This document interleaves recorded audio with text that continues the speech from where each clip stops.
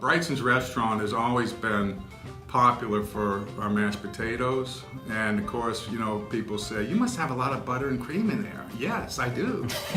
I use red potatoes, small ones. The smaller ones tend to be more tender and more sweet than the larger. Get good cream and good butter. I use unsalted butter, like Land O'Lakes is good, from Bromart. Heavy cream. I like a 40% cream. Most is 36%.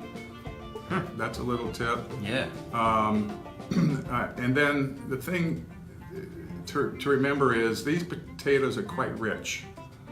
But there's one little thing that I learned from Chef Prigtsen, who taught me how to cook, that really makes these things better. And that is, when you boil the potatoes, save some of the water that you cook the potatoes in.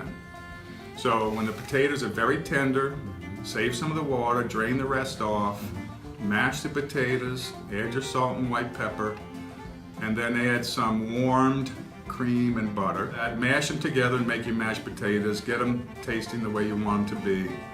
Then fold in a little bit of that potato water. And what that does is it makes these very rich potatoes light and fluffy when you eat them.